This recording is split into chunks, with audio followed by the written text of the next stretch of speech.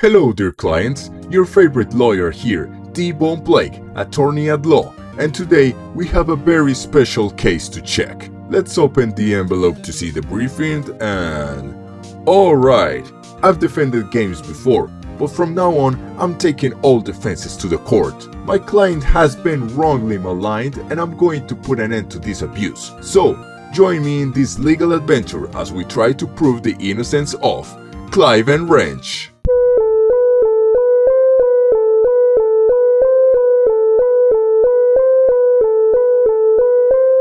The court is now in session.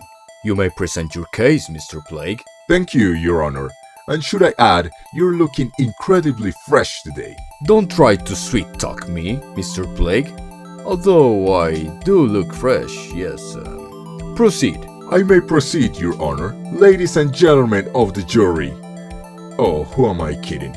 Gentlemen of the jury, I'm here to prove that my client is innocent from all the awful things it has been accused of. It is my duty to debunk all these false claims and defamatory discourse online. By the end of this trial, you will all agree with me in the fact that Clive N Wrench is not the piece of hot garbage that everyone claims it is. The defense may rest, Your Honor. Very well. The prosecutor may present their case. Thank you, Your Honor. And should I add, you're looking incredibly fresh today.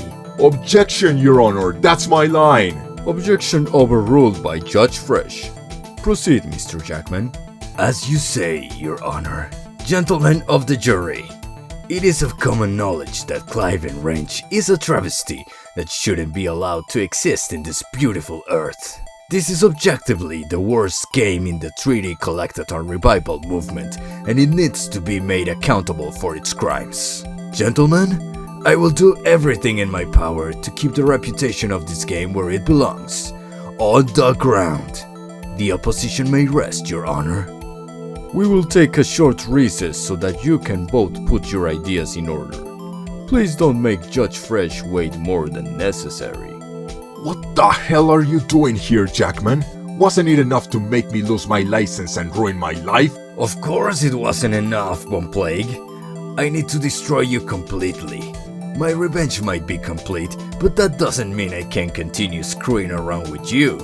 Plus, this legal crap suits me very well. I'll put you down, motherfucker. Whoa, do you kiss your girlfriend with that mouth? Oh, that's right, she dumped your ass. That's it, I'll kick your ass. Save it for the court, Von Plague. You'll need every inch of energy and brains in order to come even remotely close to winning this case. That idiot. I'll show him, alright? I should probably use this time to, actually play the game I'm going to defend and put up the best possible defense. But first, a little context.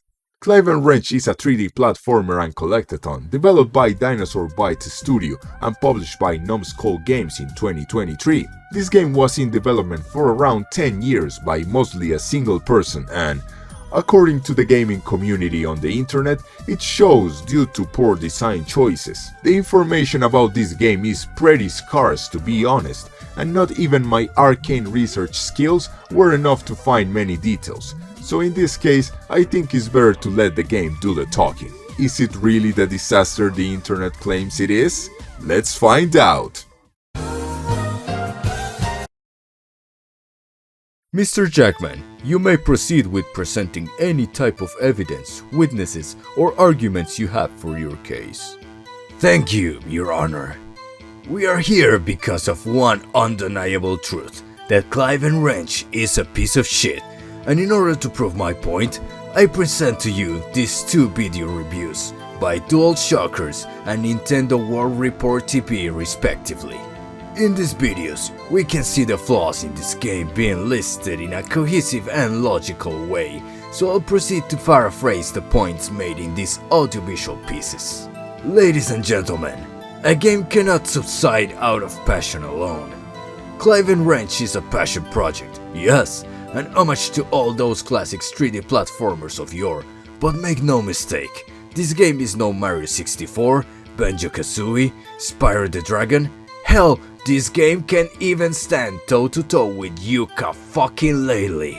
Mr. Jackman, remember you are in a court. Don't say things you can regret later. I am aware of the seriousness of my accusations, Your Honor, and I truly mean every single thing I say. Furthermore, let's get into detail. What makes this game so bad?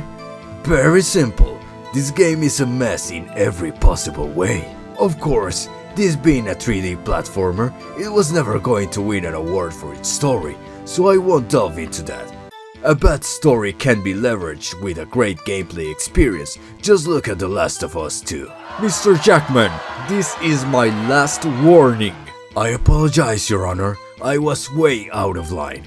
Not even the best gameplay experience in the world can salvage the mess that was The Last of Us 2. Returning to the topic at hand, the real problem of this game lies in its gameplay and technical aspects. Starting with the latter, since it's a bit shorter to discuss, this game has serious technical issues that shouldn't be present in a game made in 2023. Clive N Wrench aims for a classical art style, not in the Nintendo 64/PS1 era, but rather the PS2/GameCube one. Yet it looks unpolished and bland. There is a lot of popping in the stages, some weird textures, and sometimes if you position the camera in a specific angle, both character and parts of the stage can disappear. This is just unacceptable for a game like this, given that it's not a very demanding game. Speaking of which, I have to give a dishonorable mention to the Switch version of the game, which looks like complete ass. Gameplay wise, the controls are a bit unresponsive sometimes, and the platforming in the game is uneven and slippery. Most of the time, this is not a problem. However, when the game demands precise and accurate platforming from the player, then it becomes an issue. This also leads to a dull and uninspired combat experience. Not because a game like this needs a wide arsenal of combat moves, which some games actually do have, but because the hitboxes of both enemies and playable characters are not very well defined. Sometimes the enemy can hit you at the same time as you hit it, which can lead to both the enemies and the player dying at the same time in some unfortunate situations. In a game where you constantly come into contact with enemies, this leaves a lot to be desired. Should I also mention that this game has possibly the worst swimming controls ever known to mankind? Oh, and the bosses.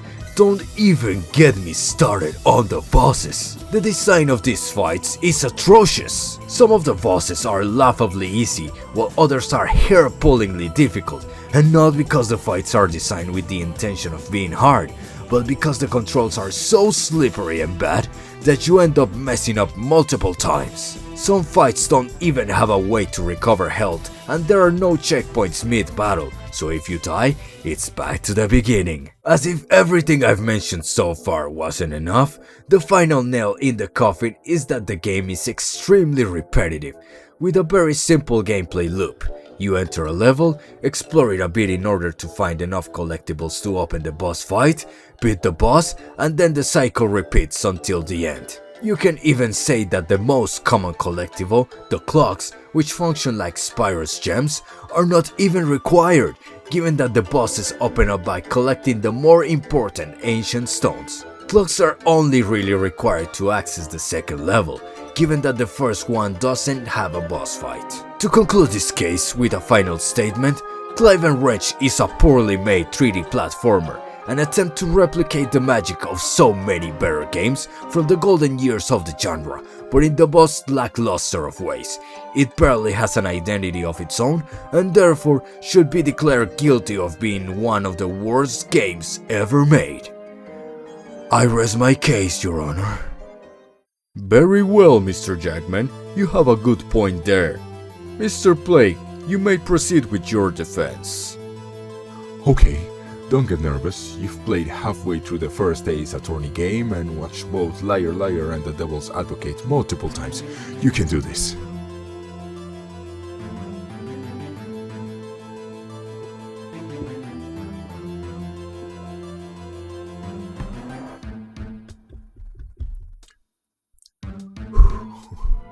Mr. Plague? Just a moment, Your Honor. For God's sake, just get on with it! I can't! I can't do it! Your Honor, Ladies and gentlemen, it pains me to say that after spending 12 hours playing through this game, I have to admit that Mr. Jackman is right in his accusations. Clive N Wrench is a technical disaster, unpolished beyond belief, looking like a game that was released back in the early 2000s and playing even worse. Objection, Your Honor! What for? He's slandering the client! It's his client! I know, but that's my job! Denied! Mr. Plague, I gotta say, I don't understand the case that you're trying to make by stating that the accusations are correct. Please elaborate. I will, Your Honor. This game right here is guilty of all the accusations made against it. I think Mr. Jackman covered most of them pretty well, but let me add my own insights given that, unlike Mr. Jackman and many other people talking shit about it, I actually played the game instead of basing my case on other people's opinions. Ladies and gentlemen, the passion behind this project and the intent behind it are clear and admirable, but that can be blinding to the fact that the execution is very poor.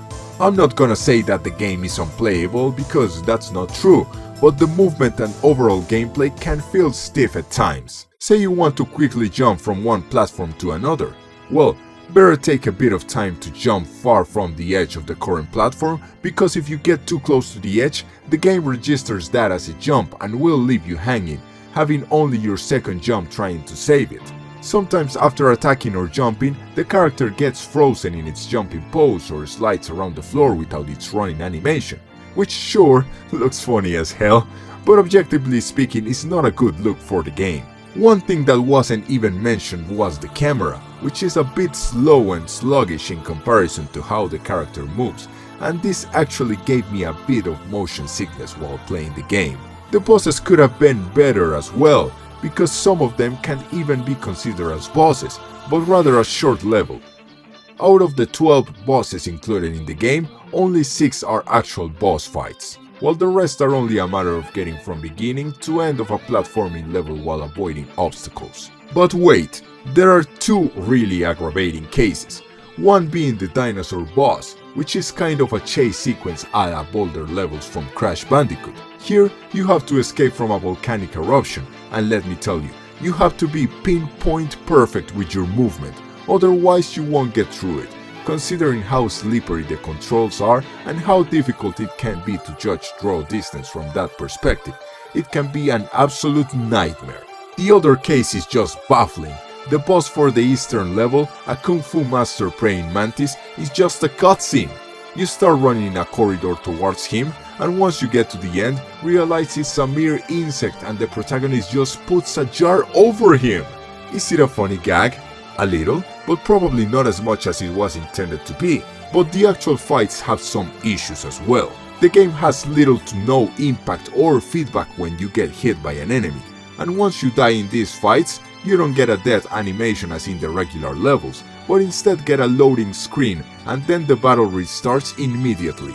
This is a quite big design flaw. There are big empty areas in the levels and, worst of all, most collectibles seem meaningless. Usually, you actively look forward to finding the collectibles in a game like this in order to advance, and most of them are very well hidden. In this game, most of the ancient stones are located in plain sight, with the only truly hidden stuff being clocks, which are absolutely worthless after the first level, and the keys to open the safe located in every level, but at no point did I find myself missing stones to access the next boss fight. I'm not sure how many ancient stones are needed to access the final boss, but I think I might have been able to skip the last 2 levels if I wanted to and be able to finish the game anyway. Not to mention the bugs and glitches you can find in the game, with some enemies going absolutely apeshit once you defeat them and the ragdoll physics are activated.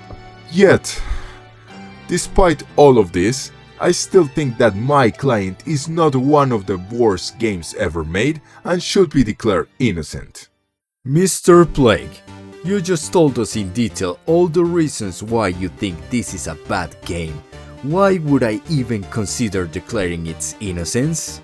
Excuse me, Your Honor, but I never actually said this was a bad game.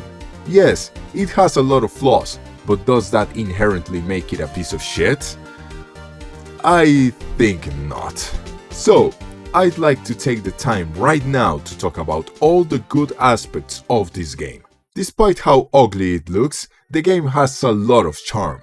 Each of its levels has a unique theme with representative aspects, like the giant version of a house that feels like playing a level from the old-time classic Toy Story 2, Buzz Lightyear to the Rescue, the Victorian London streets and sewers of the second level, the mandatory spooky level, both an Egyptian and Greek themed levels. Even with the floaty movement and controls, these locations are fun to explore, and you can always find something charming like a poster, an Easter egg, or, my favorite, all the spoofs of classic games you can find in the first level, paying homage to all the games Clive N Wrench took inspiration from, like Bugs Bunny Lost in Time, Spyro the Dragon, Jak and Daxter, and the obscure gem of the crown, Muppet Monster Adventures.